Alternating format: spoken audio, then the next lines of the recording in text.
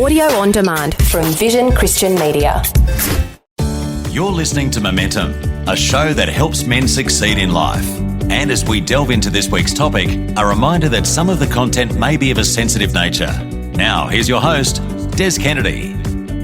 It is great to have you here for this week's Momentum with Tim and Des. Des, nice to have you here. Yeah, in the studio. Absolutely. We've got a very special guest this week by the name of Ross Nancarrow. We're going to find a bit more about Ross's story and what he's up to. But Ross, welcome to the show. Thank you. It's great to be with you guys today. So, Ross, I guess before we launch into what you're currently doing, tell us a bit of background about yourself, who you are, your family, and paint the picture for us a little bit as to what's led you up until this point. Yeah, it's good. Sure. I'm now almost 65. My goodness, those years have gone quickly. Man, you're young. I came to faith when I was 25. I was married the same year. My wife, Donna, is a beautiful woman of God, and she's a midwife and nurse. We have 4 children, Jai, Daniel, Caleb, and Katie. And they're all grown, of course, and mostly left home now and in various professions and all thankfully walking with the Lord. Good. So you said you came to faith at 25. Tell us a little bit about that story. How did that happen for you? Sure. I'd probably been stoned for about 8 years at that point. Found myself in maximum security remand centre in Western Australia. And I really hadn't spoken to Christians much. At 8-year-old, I think I'd concluded all religion was hypocrisy and turned my back on anything to do with God. Yeah. And, of course, lived a pretty wild life. When I was 25, I was busted in West Australia and put into remand. And for the first time in about 8 years, I started to straighten out and ask some of the hard questions of life. What's life about? Where am I going? Is God real? Some of those sort of questions. One day I picked up a Gideon Bible in my cell, smuggled it into my cell, so no one had seen me reading it, and opened somewhere and started reading. And I read the words, ask and you shall receive, seek and you'll find, knock and the door will be open to you. And I thought, that can't be right. God's not that real. And I thought, no, that's just wrong. So I kind of got mad, closed the Bible, threw it away, and continued on. 3 days later, I picked up the Bible again, smuggled it into my room and opened it somewhere, started reading, and I found myself reading the exact same words. Wow. Ask and you shall receive, seek and you'll find, knock and the door will be opened. And I guess I then looked, is that on every page? I started to check. I hadn't read the Bible before. And for the first time in my life, I started to try to comprehend the reality of a God who was relational. Wow. And that was all the difference. Starting to try to imagine a God who cared, a God who was trying to get through to me, of all people, and why me? And I wrestled with that for days, and just wrestled with who God is and where I was before God. And I remembered, going back to my upbringing, and I remember hearing, knowing or hearing that Jesus died for the sins of the world. And this particular night, about 3 days after I picked up that Bible, I'd kind of wrestled with God all night. And I remember saying early hours of the morning, God, I've heard Jesus died for the sins of the world, but I hardly even understand what that means. But I need what he did for me. I need that. Whatever that was, I need that. I want that for me. Yeah. And that was it. I woke up the next morning and I knew without question that I was in relationship with God, that my sins were forgiven through Jesus. And that's all I knew. Yeah. That's all you needed to know. That's right. And I hadn't spoken to somebody I would call a Bible-believing Christian to that point. Wow. But that's all I needed to know, and that was the beginning of my Christian journey. Wow. That's amazing. So, Ross, tell us a bit then about that journey, because we want to get on to the next part of where you actually went into ministry and did a whole bunch of stuff. But tell us a bit about that walk for you then, because let's be honest, that moment for a lot of people is terrific. Like, they have that incredible moment with the Lord, but then sometimes if there's not the right people around, or we don't get locked into church, particularly, or a men's group and things like. Sometimes we can then find that walk is a real struggle, or we fall away. So tell us about the importance of that for you, and how that happened. Then, what was your journey from there? I knew that life had changed, that it had been turned on its head for me.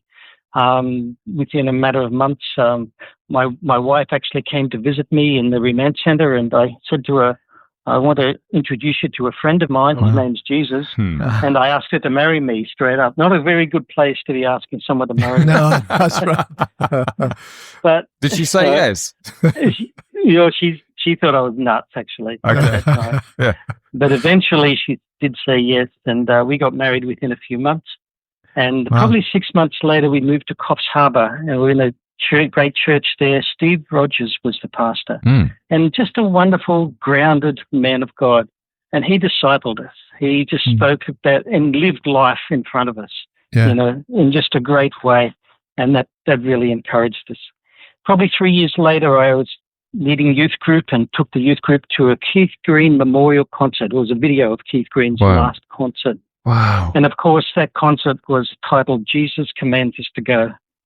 And I heard scriptures that night I'd never really read before. Before. I must have read them, but they hadn't registered for me. Yeah. And I was challenged that night for people who had never heard the gospel, never heard about Jesus, never had an opportunity to hear. Yeah. And I, raced home, and we had a waterbed at the time, and I remember running in, jumping on the bed, nearly bounced my wife out the other side, Honey, wake up. We're going to be missionaries. Ah. Wow. Oh, I'm sure she was thrilled at that. Oh, she was thrilled, man. We had 2 babies and one on the way. Perfect timing. Perfect. Anyway, she said something that kind of changed our lives. She said, wait a minute, slow down, get your feet back on the ground. Let's see what God's word has to say about it. Wow. Big mistake. So we were 3.5 years old as believers, and went to New Tribes Mission Bible College. And from there into missionary training, and became members of New Tribes Mission Australia. So how did you support yourself during that time? Basically, the organisation said, you raise your own support. And we didn't know what to do, so we actually had a garage sale and sold all of our furniture because we didn't have anything else. And we packed up and went to Bible college. One of the great stories of God's provision, and part of the ethos of that organisation, was not to canvass for funds. Okay. If people asked your needs, fine. But if they didn't, not to put pressure on or things like that. We were there about a week, and I remember going to the greengrocers and going to the shops, and put my card in the ATM and found there was no money in there. I thought we had money. Went home and told Donna, honey, there's nothing there. We've got no money.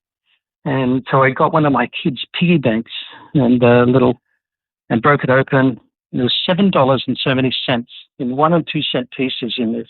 That was a Saturday morning. On the Monday, there was a check in the mail for us for $500 from somebody who was supporting us.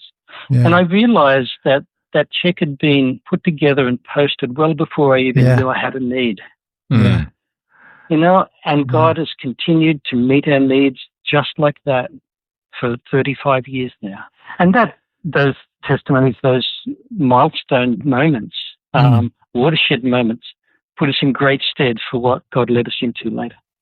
Okay, so let's beautifully segue into that, which is Every Daughter Matters. And this, I think, came out of something that happened for you in 2015. Tell us a bit about that journey.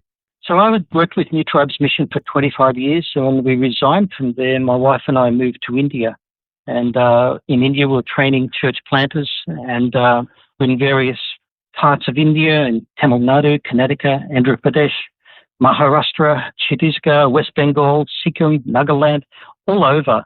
And my wife had a medical ministry in Tamil Nadu. And it was there that we started to turn our eyes towards Nepal. Nepal had really opened up a few years before that to the gospel, and we started to think of what we could do in Nepal. We have 250 plus churches in Nepal established and functioning. It was through that time that we started to hear the stories of trafficking And many times we'd ask ourselves, what can we do? But we're so busy. And seriously, we've been incredibly busy in the church planting roles. But we'd ask ourselves again and again as we'd hear harrowing stories and the numbers of women and girls being trafficked. Tell us a little bit about the numbers, Ross, because most people wouldn't understand the depths of the problem. Nepal is a unique country, and 30% of the women are probably literate in Nepal. It's a very remote regions and towns, etc. like that. The girls are very pretty, but they're naive, and they're easily deceived, and the families with low education and poverty are also easily deceived. As a result, it's been a hub for human trafficking, and currently there are about 20,000 women and girls trafficked from Nepal into India every year. And that's an incredible number. That's about 50 girls a day. So the girls, once they're across the border into India, they're trafficked into brothels around India itself, or into Pakistan, Bangladesh, or the Middle East, or in various places like that. This is Momentum with Tim and Des. Our special guest this week is Ross Nancarrow from Every Daughter Matters. We'll continue our chat with Ross in just a moment. You're listening to Momentum, a show that helps men succeed in life. Find out more at momentumaustralia.org. If this program has highlighted something you'd like prayer for, we'd love to pray for you. Call 1-800-PRAY-FOR-ME. That's 1-800-772-936. It's a free call. Or text 0401 132 888. You're listening to Momentum, a show that helps men succeed in life. Find out more at momentumaustralia.org. Across Australia, you're listening to Momentum with Tim and Des. This week we are talking to Ross Nancarrow from Every Daughter Matters about his spiritual journey and his work in Nepal rescuing girls from human trafficking. We realised years ago that we're actually perfectly positioned to do something about human trafficking. Again, it was one of those watershed moments. We'd been probably looking for the right partners, and we found that in Pastor Yubaraj with an organisation called ASIN, or the acronym is ASIN, Asish Social Service Nepal. Asish means blessing. Okay. Blessing, Social Service Nepal. And he's been working in human trafficking for about 12 years. After a conversation with Pastor Yubaraj one day, I did that again, wrestle with God, the conversation going back and forward, and as if the Lord was saying, Ross, if you could do something, you would, right? Oh, yes, Lord, I'm just an ordinary guy, but I want to do something. I mean, this is a tragedy against humanity. That took me to the place of saying, well, we must do something. And so we started Every Daughter Matters. And it's an arm in Australia to support Social Service Nepal and the workers there. And through that, we've been able to establish booths along the border in busy bus parks. In each booth, we employ 2 counsellors who are uniquely trained, and they have the support of the local community leaders, the bus companies, the local police. And they literally get on the buses and they'll look for girls who are vulnerable or potential of being trafficked. And I'll ask them questions. Where are you going? Who are you traveling with? Questions like that. And they're pretty attuned to what questions to ask. And they pretty quickly pick up on whether a girl is being trafficked or not. And a large part of our work, of course, is in education. So if they suspect something is happening for a girl, they've got the police on speed dial and they'll be educating her. We've got emergency shelter homes attached to each of the booths that we've got. So we can pull the girls out and put them into a home for a few days or a week or whatever, continue education about anti-trafficking and things like that. From there, and literally it does rescue those girls. Each booth would average between 30 and 50 girls a month that they intercept. So currently we're intercepting approximately between 90 and 150 girls every single month. Wow. And that's tremendous. We're just so thankful that we can do that. Ross, if somebody listening right now would like to get involved in that, as in would like to understand a bit more about what you do, or perhaps even lend some support to what you do, what's the best way that they can get some information and maybe do that? Yeah, Tim, probably the best way is on our website. That's www.everydaughtermatters.org.au. And there's a bunch of information there on Every Daughter Matters, and also options to sponsor a counsellor. A lot of people think of trafficking and they think it's too hard, it's too big, it's foreign, it's a corrupt country, or all of these other things. But you know what? It comes down to these girls. Yeah. And they're individuals. They're innocent. They're sweet girls. They really are. And they've been deceived, sometimes betrayed by family members or somebody else, and then sold as if they're a commodity. And what they're forced to endure after that is unspeakable. There's a book called Vahida, and it's really worth reading if anybody is interested in understanding human trafficking from Nepal. Vahida was a girl, a 16-year-old. She was taken by another family, Nepali family, into India. She woke up in a hospital, and first thing she realized was that they'd taken and harvested one of her kidneys. Wow. That's human trafficking.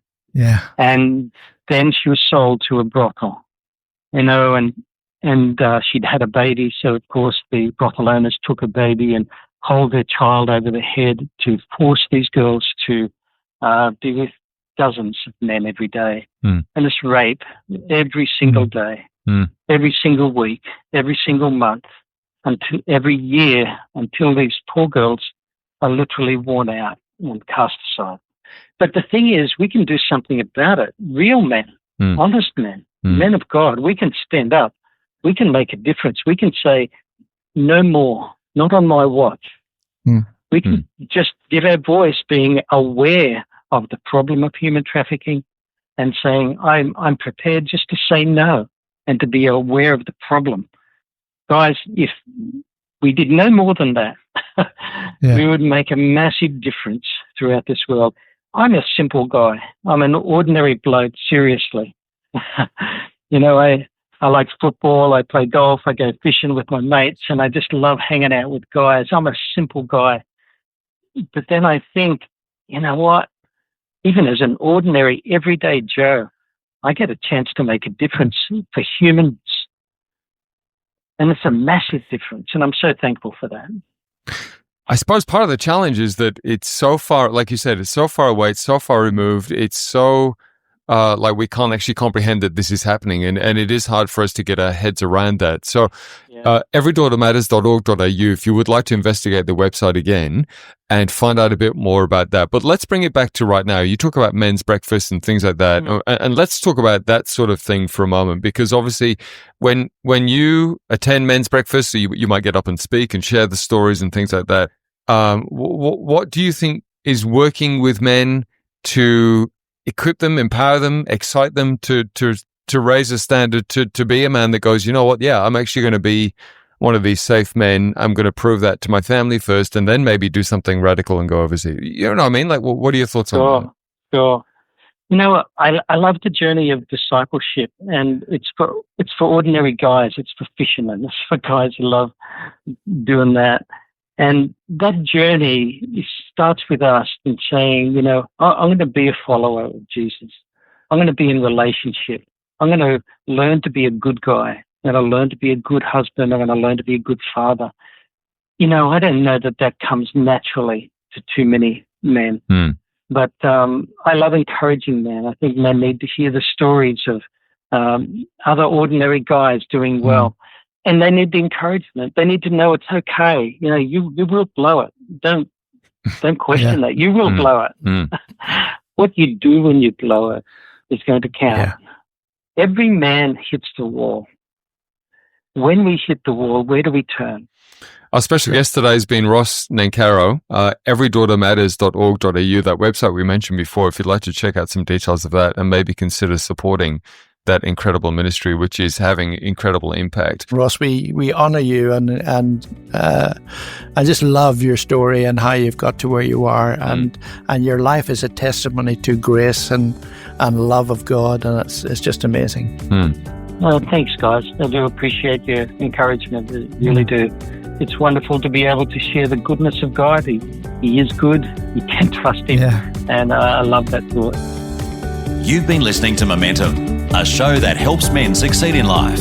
For more information or to hear this week's show again, go to momentumaustralia.org. You can also access a whole range of resources to help you on your journey and to get in touch with the team at momentumaustralia.org.